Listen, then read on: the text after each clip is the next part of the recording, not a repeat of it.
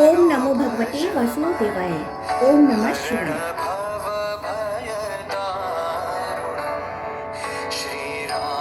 श्राद्ध कल्प का वर्णन। मुनियों ने पूछा, भगवान अब श्राद्ध कल्प का विस्तार पूर्वक वर्णन कीजिए। तपोधन कब, कहाँ, किन देशों में और किन लोगों को किस प्रकार श्राद्ध करना चाहिए, यह बताने की कृपा करें। व्यास जी बोले, मुनिवरों सुनो, मैं श्राद्ध कल्प का विस्तार के साथ वर्णन करता हूँ। जब जहाँ जिन प्रदेशों में और जिन लोगों द्वारा जिस प्रकार श्राद्ध किया जाना चाहिए वह सब बतलाता हूँ। अपने कुलोचित धर्म का पालन करने वाले ब्राह्मण, क्षत्रिय और वैश्यों को उचित है कि वे अपनी अपनी वर्ण के अनुरूप वेदोक्त विधि से मंत्रोच्चार पूर्वक श्राद्ध का अनुष्ठान करें। स्त्रियों और शूद्रों को ब्राह्मण की आज्ञा के अनुसार मंत्रोच्चारण के बिना ही विधिवत श्राद्ध करना चाहिए। उनके लिए अग्नि में होम आदि वर्जित है।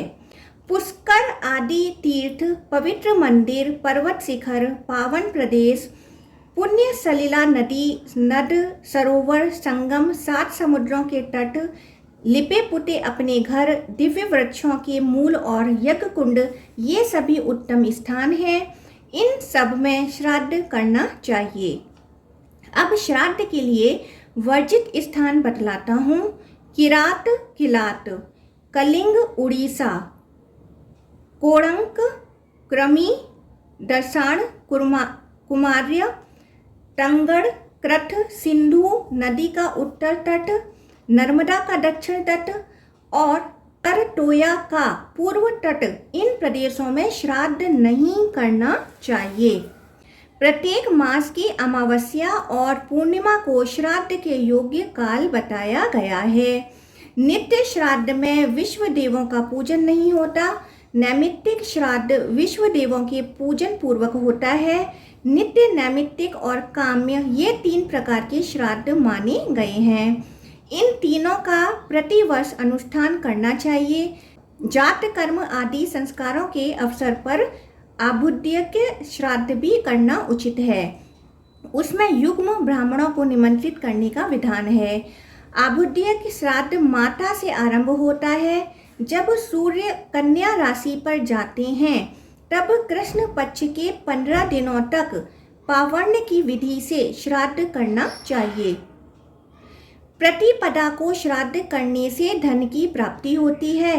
द्वितीया संतान देने वाली है। तृतीया पुत्र प्राप्ति की अभिलाषा पूर्ण करती है। चतुर्थी शत्रु का नाश करने वाली है। पंचमी को श्राद्ध करने से मनुष्य लक्ष्मी को प्राप्त करता है और षष्ठी को श्राद्ध करके वह पूजनीय होता है। सप्तमी को गणों का आधिपत्य, अष्टमी को उत्तम बुद्धि, नौमी को स्त्री, दशमी को मनोरथ की पूर्णता और एकादशी को श्राद्ध करने से मनुष्य संपूर्ण वेदों को प्राप्त करता है। द्वादशी को पितरों की पूजा करने वाला मानव विजय लाभ करता है। त्रयोदशी को श्राद्ध सहित श्राद्ध करने वाला पुरुष संतान वृद्धि, पशु, मेधा, स्वतंत्रता, उत्तम पुष्टि, दीर्घायु अथवा ऐश्वर्य का भागी होता है। इसमें तनिक भी संदेह नहीं है। जिसके पितर युवावस्था में ही मृत्यु को प्राप्त हुए अथवा शस्त्र द्वारा मारे गए हों, वह उन पितरों को तृप्त करने की इच्छा से चतुर्दशी तिथि को श्रद्धा पूर्वक श्राद्ध करें।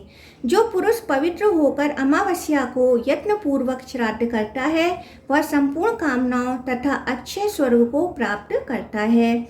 मुनिवरों, अब पितरों की प्रसन्नता के लिए जो जो वस्तु देनी चाहिए उसका वर्णन सुनो। जो श्राद्ध कर्म में गुड़ मिश्रित अन्न, तिल, मधु अथवा मधु मिश्रित अन्न देता है उसका वह संपूर्ण दान अक्षय होता है। पितर कहते हैं, क्या हमारे कुल में ऐसा कोई पुरुष होगा जो हमें जलांजलि देगा, वर्षा में और मघा नक्षत्र में हमको मधु मिश्रित खीर अर्पण करेगा। मनुष्यों को बहुत से पुत्रों की अभिलाषा करनी चाहिए। यदि उनमें से एक भी गया चला जाए अथवा कन्या का विवाह करे या नील वृष का उत्सर्ग करे तो पितरों को पूर्ण तृप्ति और उत्तम गति प्राप्त हो। कृतिका नक्षत्र में पितरों की पूजा करने वाला मानव स्वर्गलोक को प्राप्त होता है। संतान की इच्छा रखने वाला पुरुष रोहिणी में श्राद्ध करे। मृगशिरा में श्राद्ध करने से मनुष्य तेजस्वी होता है। आर्द्रा में शौर्य और पुनर्वसु में स्त्री की प्राप्ति होती है। पुष्य में अक्षय धन, आश्लेषा में उत्तम आयु, मघा में संतान और पुष्टि तथा पूर्वा फाल्गुनी में सौभाग्य की प्राप्ति होती है। उत्तरा फाल्गुनी में श्राद्ध करने वाला मनुष्य संतानवान और श्रेष्ठ होता है। हस्त नक्षत्र में श्राद्ध करने से शास्त्र ज्ञान में श्रेष्ठता प्राप्त होती है। चित्रा में रूप, तेज और संतति मिलती है। स्वाति में श्राद्ध करने से व्यापार में लाभ होता है। विशाखा पुत्र की अभिलाषा पूर्ण करने वाली है। अनुराधा में श्राद्ध करने से चक्रवर्ती पद की प्राप्ति होती है। ज्येष्ठा में श्राद्ध से प्रभुत्व प्राप्त होता है। मूल में श्राद्ध करने वाला पुरुष उत्तम आरोग्य लाभ करता है। पूर्वाषाढ़ नक्षत्र में यश की प्राप्ति होती है। उत्तराषाढ़ में श्राद्ध से शोक दूर होता है। श्रवण में श्राद्ध के अनुष्ठान से शुभ लोक प्राप्त होता है। धनिष्ठा में श्राद्ध से अधिक धन का लाभ होता है। अभिजित में श्राद्ध से वेदों की विद्वता प्राप्त होती है। सत्यभिषा में पितरों की पूजा करने से वैदक के कार्य में सिद्धि प्राप्त होती है। पूर्वा भाद्रपदा में श्राद्ध से भेड़ और बकरी तथा उत्तरा भाद्रपदा में गौएं प्राप्त होती हैं। रेवती में श्राद्ध का अनुष्ठान करने से जस्ता आदि धातुओं की तथा अश्वनी में घोड़ों की प्राप्ति होती है। भरणी नक्षत्र में श्राद्ध करने वाला पुरुष उत्तम आयु प्राप्त करता है। तत्वज्ञ पुरुष उक्त नक्षत्रों में श्राद्ध करने पर ऐसे ही फलों के भागी होते हैं। अतः अच्छे फल की इच्छा रखने वाले पुरुष को कन्या राशि पर सूर्य के रहते उक्त नक्षत्रों में काम्य श्राद्ध का अनुष्ठान अवश्य करना चाहिए। सूर्य के कन्या राशि पर स्थित रहते मनुष्य जिन जिन कामनाओं का चिंतन करते हुए श्राद्ध करते हैं उन सबको प्राप्त कर लेते हैं। जब सूर्य कन्या राशि पर स्थित हों तब नांदी मुख पितरों का भी श्राद्ध करना चाहिए, क्योंकि उस समय सभी पितर पिंड पाने की इच्छा रखते हैं। जो राजसूय और अश्वमेघ यज्ञों का दुर्लभ फल प्राप्त करना चाहता हो उसे कन्या राशि पर सूर्य के रहते जल, शाक और मूल आदि से भी पितरों की पूजा अवश्य करनी चाहिए। उत्तरा फाल्गुनी और हस्त नक्षत्रों पर सूर्य देव के स्थित रहते जो भक्ति पूर्वक पितरों का पूजन करता है उसका स्वर्गलोक में निवास होता है। उस समय यमराज की आज्ञा से पितरों की पुरी तब तक खाली रहती है जब तक कि सूर्य वृश्चिक राशि पर मौजूद रहते हैं। वृश्चिक बीत जाने पर भी जब कोई श्राद्ध नहीं करता तब देवताओं सहित पितर मनुष्य को दुस्सह शाप देकर खेद पूर्वक लंबी सांसें लेते हुए अपनी पुरी को लौट जाते हैं। अष्टका, मनवंतरा तथा अनवष्ट का तिथियों को भी श्राद्ध करना चाहिए। वह मातृ वर्ग से आरंभ होता है। ग्रहण, व्यतिपात, एक राशि पर सूर्य और चंद्रमा के संगम, जन्मनक्षत्र तथा ग्रह पीड़ा के अवसर पर पावन श्राद्ध करने का विधान है। दोनों अयनों के आरंभ के दिन, दोनों विषुव योगों के आने पर तथा प्रत्येक संक्रांति के दिन विधि पूर्वक उत्तम श्राद्ध करना चाहिए। इन दिनों में पिंडदान को छोड़कर शेष सभी श्राद्ध संबंधी कार्य करने चाहिए। वैशाख की शुक्ला तृतीया और कार्तिक की शुक्ला नवमी को संक्रांति की विधि से श्राद्ध करना उचित है। भादों की त्रयोदशी और माघ की अमावस्या को खीर से श्राद्ध करना चाहिए। जब कोई वेद वेता एवं अग्निहोत्री क्षत्रिय ब्राह्मण घर पर पधारे तब उस एक ब्राह्मण के द्वारा भी विधि पूर्वक उत्तम श्राद्ध संपन्न करना चाहिए। जिस दिन साधु पुरुषों द्वारा प्रशंसित श्राद्ध के योग्य कोई वस्तु प्राप्त हो जाए उस दिन द्विजों को पावर्ण की विधि से श्राद्ध करना चाहिए। माता और पिता की मृत्यु के दिन प्रतिवर्ष एकोदिष्ट श्राद्ध करना चाहिए। यदि पिता के भाई अथवा अपने बड़े भाई की मृत्यु हो गई हो और उनके कोई पुत्र नहीं हो तो उनके लिए भी निधन तिथि को प्रतिवर्ष एकोदिष्ट श्राद्ध करना उचित है। पावर्ण श्राद्ध में पहले विश्व देवों का आवाहन और पूजन होता है, किंतु एकोदिष्ट में ऐसा नहीं होता। देव कार्य में 2 और पितृ कार्य में 3 ब्राह्मणों को निमंत्रित करना चाहिए, अथवा दोनों में एक एक ब्राह्मण को ही निमंत्रित करें। इसी प्रकार माता महों के श्राद्ध कार्य में भी समझना चाहिए। जो हाल का मरा हो उसके लिए सदा बाहर जल के समीप पृथ्वी पर तिल और कुश सहित पिंड और जल देना चाहिए। मृत्यु के तीसरे दिन प्रेत का अस्थि चयन करना उचित है। घर में किसी की मृत्यु होने पर ब्राह्मण 10 दिनों में, क्षत्रिय 12 दिनों में, वैश्य 15 दिनों में और शूद्र 1 मास में शुद्ध होता है। सूतक निवृत्त हो जाने पर घर में एकोदिष्ट श्राद्ध करना बताया गया है। 12वें दिन 1 मास पर, फिर 1.5 मास पर तथा उसके बाद प्रति मास 1 वर्ष तक श्राद्ध करना चाहिए। वर्ष बीतने पर सपिंडीकरण श्राद्ध करना उचित है। सपिंडीकरण हो जाने पर उसके लिए पावन श्राद्ध का विधान है। सपिंडीकरण के बाद मृत व्यक्ति प्रेत भाव से मुक्त होकर पितरों के स्वरूप को प्राप्त होता है। पितर 2 प्रकार के हैं, अमूर्त और मूर्तिमान। नांदी मुख नाम वाले पितर अमूर्त होते हैं और पावन श्राद्ध के पितर मूर्तिमान बताए गए हैं।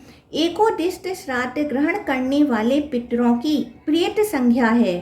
इस प्रकार पितरों के 3 भेद स्वीकार किए गए हैं। मुनियों ने पूछा, द्विजश्रेष्ठ, मरे हुए पिता आदि का सपिंडीकरण श्राद्ध कैसे करना चाहिए, यह हमें विधि पूर्वक बताइए। व्यास जी बोले, ब्राह्मणों में सपिंडीकरण श्राद्ध की विधि बतलाता हूँ, सुनो। सपिंडीकरण श्राद्ध विश्व देवों की पूजा से रहित होता है। इसमें एक ही अर्घ्य और एक ही पवित्रक का विधान है। अग्निकरण और आह्वान की क्रिया भी इसमें नहीं होती। सपिंडीकरण में अपसव्य होकर अयुग्म ब्राह्मणों को भोजन कराना चाहिए। इसमें जो विशेष क्रिया है उसका वर्णन करता हूँ, एकाग्र चित्त होकर सुनो। सपिंडीकरण में तिल, चंदन और जल से युक्त 4 पात्र होते हैं। उनमें से 3 तो पितरों के लिए रखें और 1 प्रेत के लिए। प्रेत के पात्र से अर्घ्य जल लेकर ये समानः समनसः इत्यादि मंत्र का जप करते हुए पितरों के 3 पात्रों में छोड़ना चाहिए। शेष कार्य अन्य श्राद्धों की भांति करना चाहिए। स्त्रियों के लिए भी इसी प्रकार एकोदिष्ट का विधान है। यदि पुत्र न हो तो स्त्रियों का सपिंडीकरण नहीं होता। पुरुषों को उचित है कि वे स्त्रियों के लिए भी प्रतिवर्ष उनकी मृत्यु तिथि को एकोदिष्ट श्राद्ध करें। पुत्र के अभाव में सपिंड और सपिंड के अभाव में सहोदक इस विधि को पूर्ण करें। जिसके कोई पुत्र न हो उसका श्राद्ध उसके दौहित्र कर सकते हैं। पुत्री का विधि से ब्याही हुई कन्या के पुत्र तो अपने नाना आदि का श्राद्ध करने के अधिकारी हैं ही। जिनकी द्वामुष्यायण संख्या है, ऐसे पुत्र नाना और बावा दोनों का नैमित्तिक श्राद्धों में भी विधि पूर्वक पूजन कर सकते हैं। कोई भी ना हो तो स्त्रियां ही अपने पतियों का मंत्रोच्चारण किए बिना श्राद्ध कर सकती हैं। वह भी ना हो तो राजा मृतक के सजातीय मनुष्यों द्वारा दाह आदि समस्त क्रियाएं पूर्ण कराएं, क्योंकि राजा सब वर्णों का बंधु होता है। ब्राह्मणों, सपिंडीकरण के बाद पिता के जो प्रपितामह हैं वह लेप भाग भोजी पितरों की श्रेणी में चले जाते हैं। उन्हें पितृपिंड पाने का अधिकार नहीं रहता। उनमें आरंभ करके 4 पीढ़ी ऊपर के पितर जो अब तक पुत्र के लेप भाग का अन्न ग्रहण करते थे उसके संबंध से रहित हो जाते हैं। अब उनको लेप भाग का अन्न पाने का अधिकार नहीं रहता। वे संबंधहीन अन्न का उपभोग करते हैं। पिता, पितामह और प्रपितामह इन 3 पुरुषों को पिंड का अधिकारी समझना चाहिए। इनसे भिन्न अर्थात पितामह के पितामह से लेकर ऊपर के जो 3 पीढ़ी के पुरुष हैं वह लेप भाग के अधिकारी हैं। इस प्रकार 6 ये और 7वें यजमान सब मिलकर 7 पुरुषों का घनिष्ठ संबंध होता है, ऐसा मुनियों का कथन है। यह संबंध यजमान से लेकर ऊपर के लेप भाग भोजी पितरों तक माना जाता है। इनसे ऊपर के सभी पितर पूर्वज कहलाते हैं। पूर्वजों में से जो नरक में निवास करते हैं, जो पशु पक्षी की योनि में पड़े हैं तथा जो भूत आदि के रूप में स्थित हैं, उन सब को विधि पूर्वक श्राद्ध करने वाला यजमान तृप्त करता है। जिससे जिसकी तृप्ति होती है वह बतलाता हूँ, सुनो। मनुष्य पृथ्वी पर जो अन्न बिखेरते हैं उससे पिशाच योनि में पड़े हुए पितरों की तृप्ति होती है। स्नान के वस्त्र से जो जल पृथ्वी पर टपकता है उससे वृक्ष योनि में पड़े हुए पितर तृप्त होते हैं। नहाने पर अपने शरीर से जो जल के कण पृथ्वी पर गिरते हैं उनसे उन पितरों की तृप्ति होती है जो देव भाव को प्राप्त हुए हैं। पिंडों के उठाने पर जो जल के कण पृथ्वी पर गिरते हैं उनसे पशु पक्षी की योनि में पड़े हुए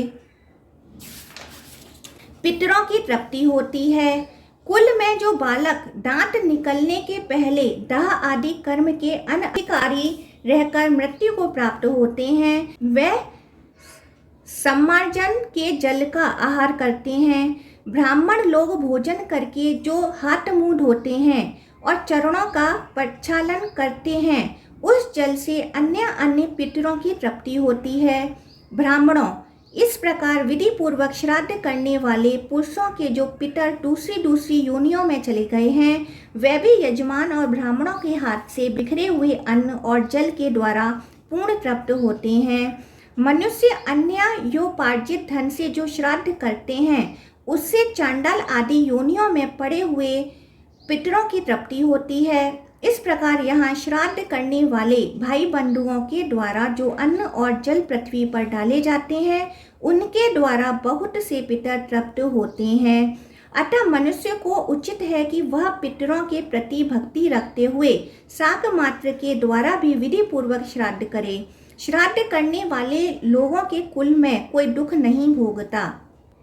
श्राद्ध का दान संयमी, अग्निहोत्री, शुद्ध चरित्र, विद्वान एवं विशेषतः श्रोत्रिय ब्राह्मण को देना चाहिए। तृणाचिकेत, त्रिमुद, त्रिसुपर्ण, षडंग वेता, माता पिता का भक्त, भांजा, सामवेद का ज्ञाता, ऋत्विक, पुरोहित, आचार्य, उपाध्याय, मामा, ससुर, साला संबंधी, मंडल ब्राह्मण का पाठ करने वाला, पुराणों का तत्वज्ञ, संकल्पहीन, संतोषी और प्रतिग्रह न लेने वाला, यह श्राद्ध में सम्मिलित करने योग्य पंक्ति पावन ब्राह्मण है। ऊपर बताए हुए श्रेष्ठ चीजों को देव यज्ञ अथवा श्राद्ध में एक दिन पहले ही निमंत्रण देना चाहिए। उसी समय ब्राह्मणों तथा श्राद्धकर्ताओं को भी संयम से रहना चाहिए। जो श्राद्ध में दान देकर अथवा श्राद्ध में भोजन करके मैथुन करता है उसके पितर 1 मास तक वीर्य में शयन करते हैं। जो स्त्री सहवास करके श्राद्ध करता अथवा श्राद्ध में भोजन करता है उसके पितर उसी के वीर्य और मूत्र का मास तक आहार करते हैं। इसलिए विद्वान पुरुष को एक दिन पहले ही ब्राह्मणों के पास निमंत्रण भेजना चाहिए। यदि पहले दिन ब्राह्मण न मिल सके तो श्राद्ध के दिन भी निमंत्रण किया जा सकता है, परंतु स्त्री प्रसंगी ब्राह्मणों को कदापि निमंत्रित न करें। यदि समय पर भिक्षा के लिए संयमी यति स्वयं पधारे हों तो उन्हें भी नमस्कार आदि के द्वारा प्रसन्न करके संयत चित्त से अवश्य भोजन कराएं। विद्वान पुरुष श्राद्ध में योगियों को भी भोजन कराएं, क्योंकि पितरों का आधार योग है, अतः योगियों का सदा पूजन करना चाहिए। यदि हजारों ब्राह्मणों में एक भी योगी हो तो वह जल से नौका की भांति यजमान और श्राद्ध भोजी ब्राह्मणों को भी तार देता है। इस विषय में ब्रह्मावादी विद्वान पितरों की गाई हुई एक गाथा का गान करते हैं। पूर्व काल में राजा पुरुरवा के पितरों ने उसका गान किया था। वह गाथा इस प्रकार है। हमारी वंश परंपरा में कब किसी को ऐसा श्रेष्ठ पुत्र प्राप्त होगा जो योगियों को भोजन कराने से बचे हुए अन्न को लेकर पृथ्वी पर हमारे लिए पिंड देगा अथवा गया में जाकर पिंडदान करेगा। यह हमारी तृप्ति के लिए सामयिक शाक, तिल, घी और खिचड़ी देगा अथवा त्रयोदशी तिथि और मघा नक्षत्र में विधि पूर्वक श्राद्ध करेगा और दक्षिणायन में हमारे लिए मधु और घी से मिली हुई खीर देगा। इसलिए संपूर्ण कामनाओं की सिद्धि तथा पाप से मुक्ति चाहने वाले प्रत्येक मनुष्य को उचित है कि वह भक्ति पूर्वक पितरों की पूजा करे। श्राद्ध में तृप्त किए हुए पितर मनुष्यों के लिए वसु, रुद्र, आदित्य, नक्षत्र, ग्रह और तारों की प्रसन्नता का संपादन करते हैं। इतना ही नहीं वे आयु, प्रजा, धन, विद्या, स्वर्ग, मोक्ष, सुख तथा राज्य भी देते हैं। पितरों को पूर्वाह्न की अपेक्षा अपराह्न अधिक प्रिय है। घर पर आए हुए ब्राह्मणों का स्वागत पूर्वक पूजन करके उन्हें पवित्र युक्त हाथ से आचमन कराने के पश्चात आसनों पर बिठाएं। फिर विधि पूर्वक श्राद्ध करके उन श्रेष्ठ ब्राह्मणों को भोजन कराने के पश्चात भक्ति पूर्वक प्रणाम करें और प्रिय वचन कहकर विदा करें। दरवाजे तक उन्हें पहुंचाने के लिए पीछे पीछे जाएं और उनकी आज्ञा लेकर लौटें। तदंतर नित्य क्रिया करें और अतिथियों को भोजन कराएं। किन्हीं श्रेष्ठ पुरुषों का विचार है कि यह नित्य कर्म भी पितरों के ही उद्देश्य से होता है। दूसरे लोगों का कहना है कि इससे पितरों का कोई संबंध नहीं है। शेष कार्य सदा की भांति करें। किन्हीं का मत है कि पितरों के लिए पृथक पाक बनाकर श्राद्ध करना चाहिए। कुछ लोगों का विचार है कि ऐसा ना करके पहले बने हुए पाक से ही अन्न लेकर सब कार्य पूर्ववत करना चाहिए। तदंतर श्राद्ध करता मनुष्य अपने भृत्य आदि के साथ अवशिष्ट अन्न भोजन करें। धर्म के पुरुष को इसी प्रकार एकाग्रचित्त होकर पितरों का श्राद्ध करना चाहिए और जिस प्रकार ब्राह्मणों को संतोष हो वैसी चेष्टा करनी चाहिए। अब मैं श्राद्ध में त्याग देने योग्य अधम ब्राह्मणों का वर्णन करता हूँ। मित्रद्रोही, खराब नखों वाला, नपुंसक, कायर, क्षय का रोगी, कोड़ी, व्यापारी, काले दांतों वाला, गंजा, काना, अंधा, बहरा, जड़, गूंगा, पंगु, हिजड़ा, खराब चमड़े वाला, हीनांग, लाल आंखों वाला, कुबड़ा, बोना, विकराल, आलसी, मित्र के प्रति शत्रु भाव रखने वाला, कलंकित, कुल में उत्पन्न, पशु पालन करने वाला, अच्छी आकृति से हीन, परिवित्ती, छोटे भाई के विवाहित होने पर भी स्वयं अविवाहित रहने वाला, परिवेता, बड़े भाई के विवाह से पहले ही विवाह कर लेने वाला, परिवेदनिका, बड़ी बहन के विवाह के पहले ही विवाह करने वाली स्त्री का पुत्र, शूद्र जातीय स्त्री का स्वामी और उसका पुत्र, ऐसे ब्राह्मण श्राद्ध भोजन के अधिकारी नहीं है। शूद्री के पुत्र का संस्कार कराने वाला, अविवाहित, जो दूसरे की पत्नी रह चुकी हो ऐसी स्त्री का पति, वेतन लेकर पढ़ाने वाला, वैसे गुरु से पढ़ने वाला, सूतक के अन्न पर जीविका निर्वाह करने वाला, सोमरस का विक्रय करने वाला, चोर, पतित, ब्याज लेकर खाने वाला, सठ, चुगलखोर, वेदों का त्याग करने वाला, अग्निहोत्र का त्यागी, राजा का पुरोहित, सेवक, विद्याहीन, द्वेष रखने वाला, वृद्ध पुरुषों से शत्रुता रखने वाला, दुर्धर्ष, क्रूर, मूढ़, मंदिर की आय पर जीने वाला, नक्षत्र बताने वाला, बाण बनाने वाला और यज्ञ के अन्य अधिकारी पुरुषों से यज्ञ कराने वाला, ये तथा अन्य जितने भी निंदित और अधम ब्राह्मण हैं उन्हें श्राद्ध में सम्मिलित न करें, क्योंकि वे पंक्ति को दूषित करने वाले हैं। जहाँ दुष्ट पुरुषों का आदर और साधु पुरुषों की अवहेलना होती हो, वहाँ देवताओं का दिया हुआ भयंकर दंड तत्काल ऊपर पड़ता है। जो शास्त्र विधि की अवहेलना करके मूर्ख को भोजन कराता है, वह दाता प्राचीन धर्म का त्याग करने के कारण नष्ट हो जाता है। जो अपने आश्रम में रहने वाले ब्राह्मण का परित्याग करके दूसरे को बुलाकर भोजन कराता है, वह दाता उस ब्राह्मण के शोकोच्छ्वास की आग में दग्ध होकर नष्ट हो जाता है। वस्त्र के बिना कोई क्रिया, यज्ञ, वेदाध्ययन और तपस्या नहीं होती, अतः श्राद्ध काल में वस्त्र का दान विशेष रूप से करना चाहिए। जो रेशमी, सूती और बिना कटा हुआ वस्त्र श्राद्ध में देता है, वह उत्तम भोगों को प्राप्त करता है।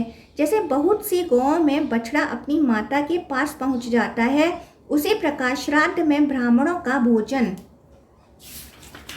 किया हुआ अन्न जीव के पास, वह जहाँ भी रहता है, पहुँच जाता है। नाम, गोत्र और मंत्र ये अन्न को वहां ढोकर नहीं ले जाते, अपितु मृत्यु को प्राप्त हुए जीवों तक को तृप्ति पहुंचती है। वे श्राद्ध से तृप्ति लाभ करते हैं। देवताभ्यः पितृभ्यश्च महायोगिभ्यः एव च नमः स्वाहायै स्वाधायै नित्यमेव नमो नमः। इस मंत्र का श्राद्ध के आरंभ और अंत में 3 बार जप करें। पिंडदान करते समय भी एकाग्रचित्त होकर इसका जप करना चाहिए। इससे पितर शीघ्र ही आ जाते हैं और राक्षस भाग खड़े होते हैं तथा तीनों लोकों के पितर तृप्त होते हैं। यह मंत्र पितरों को तारने वाला है। श्राद्ध में रेशम, सन अथवा कपास का नया सूत देना चाहिए। ऊन अथवा पाट का सूत्र वर्जित है। विद्वान पुरुष जिसमें कोर न हो ऐसा वस्त्र फटा न होने पर भी श्राद्ध में न दें, क्योंकि उससे पितरों की तृप्ति नहीं होती और दाता के लिए भी अन्याय का फल प्राप्त होता है। पिता आदि में से जो जीवित हो उसको पिंड नहीं देना चाहिए, अपितु उसे विधि पूर्वक उत्तम अन्न भोजन कराना चाहिए। भोग की इच्छा रखने वाला पुरुष श्राद्ध के पश्चात पिंड को अग्नि में डाल दे और जिसे पुत्र की अभिलाषा हो वह मध्यम अर्थात पितामह के पिंडों को मंत्रोच्चारण पूर्वक अपनी पत्नी के हाथ में दे दे और पत्नी उसे खा ले।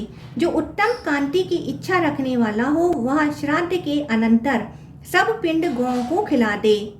बुद्धि, यश और कीर्ति चाहने वाला पुरुष पिंडों को जल में डाल दे। दीर्घ आयु की अभिलाषा वाला पुरुष उसे गौं को दान दे दे। कुमारशाला की इच्छा रखने वाला मनुष्य वह पिंड मुर्गों को दे दे। कुछ ब्राह्मण ऐसा कहते हैं कि पहले ब्राह्मणों से पिंड उठाओ, ऐसी आज्ञा ले लें, उसके बाद पिंडों को उठाएं। अतः ऋषियों की बताई हुई विधि के अनुसार श्राद्ध का अनुष्ठान करें, अन्यथा दोष लगता है और पितरों को भी नहीं मिलता। जो धान, तिल, गेहूं, मूंग, सांवर, सरसों का तेल, तिन्नी का चावल और कंगनी आदि से पितरों को तृप्त करें, आम, अमड़ा, बेल, अनार, बिचौरा, पुराना आंवला, खीर, नारियल, फालसा, नारंगी, खजूर, अंगूर, नीलकंठ, परवल, चिरौंजी, बेर, जंगली बेर, इंद्र, जौ और भटुआ, इन फलों को श्राद्ध में यत्न पूर्वक लेना चाहिए। गुड़, शक्कर, खांड, गाय का दूध, दही, घी, तिल का तेल, सेंधा तथा समुद्र और झील से उत्पन्न होने वाला नमक, पवित्र सुगंध, चंदन, अर्गजा तथा केसर भी पितरों को निवेदन करें। सामयिक शाक, चौलाई, बथुआ, मूली तथा जंगली शाक श्राद्ध में देने योग्य है। चंपा, चमेली, बेला, लोध, अशोक, तुलसी, तिलक, सतपत्रा, सुगंधित सैफालिका, कुब्जक, तगर, बनकेवड़ा और जूही आदि पुष्प श्राद्ध में अर्पण करने योग्य हैं। कमल, कुमुद, पद्म, पुंडरीक, इंद्रिवर, कोकनद और कहार भी पितरों को निवेदन करें। गूगल, चंदन, श्रीवास, बेल, अगर तथा ऋषि गुग्गल ये पितरों के योग्य धूप हैं। चना और मसूर श्राद्ध में वर्जित हैं। स्त्री, ऊँटनी और भेड़ के दूध, दही और घी का परित्याग करें। ताड़, वरुमा, कोकोल, बहुपत्रा, शिवलिंगी, अर्जुनी फल, नींबू, रक्त बिल्व और साल के फल का भी श्राद्ध में त्याग करें। पितृकर्म में कस्तूरी, गौरोचन, पद्माचंदन, काली अगर, हींग, अजवाइन और लोहबान की गंध वर्जित है।